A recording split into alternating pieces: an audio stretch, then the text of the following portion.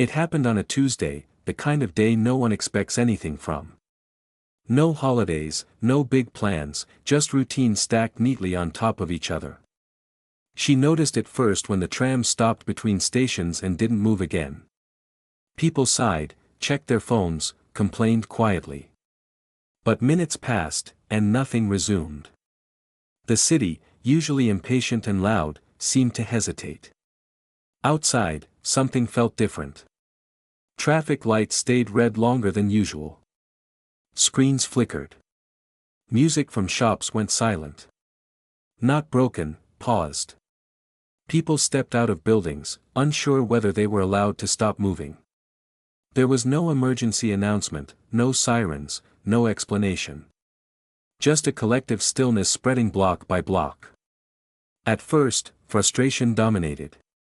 Meetings were delayed. Deliveries failed. Plans collapsed. But as time passed, something unexpected happened. People started talking to each other. Not the polite exchanges that fill space, but real conversations. Strangers shared benches. Cafe owners served whatever they could without worrying about registers. Children played in places they were usually rushed past.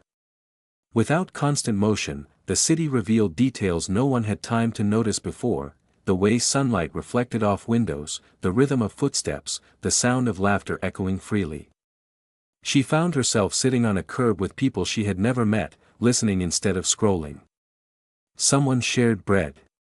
Someone else told a story about missing the city before it became so fast. There was no pressure to respond quickly, to optimize, to move on. Time stretched in a way that felt unfamiliar but deeply comforting. By late afternoon, systems quietly restarted. Trams moved again. Lights returned to their usual rhythm. People stood up, brushing dust from their clothes, glancing at phones that suddenly felt heavier than before. Life resumed without ceremony. No official explanation was ever given. News outlets called it a technical failure.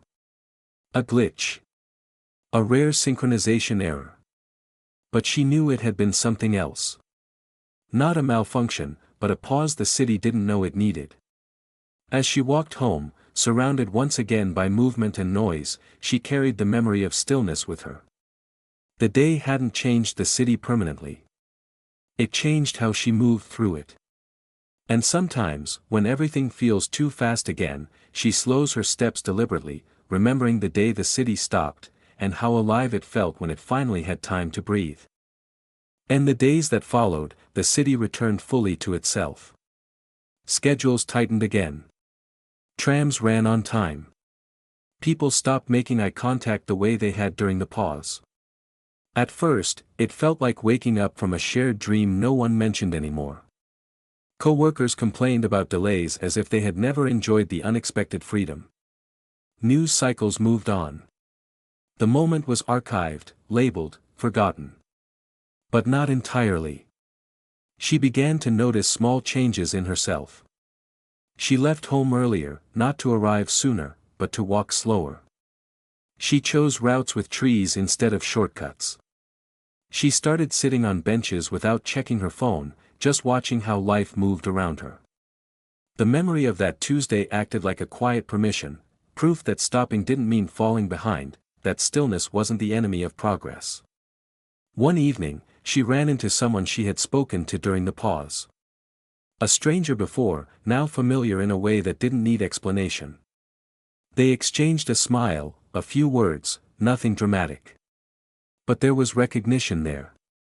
Not of each other, exactly, of the moment they had shared.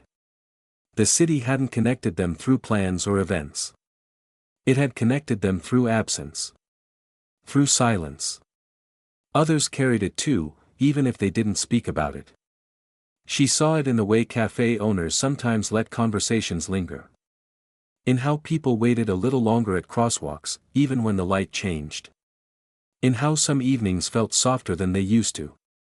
The pause hadn't rewritten the city, but it had left a trace, like a breath held just long enough to be remembered. Months later, life became busy again in new ways. Projects piled up. Stress returned, quieter but persistent. On one particularly overwhelming day, she stopped in the middle of a crowded street and closed her eyes for a few seconds. The city rushed around her, horns, footsteps, voices overlapping. But inside, she found that same stillness. Not imposed. Chosen. She realized then that the city didn't need to slow down again for her to remember. The pause had already done its work. It had taught her that life doesn't only happen in motion. Sometimes, it happens in the spaces between, in moments where nothing is demanded and nothing is missing. And even as the city continued racing forward, she carried the calm of that day with her, a reminder that slowing down is not something that happens to you. It's something you allow.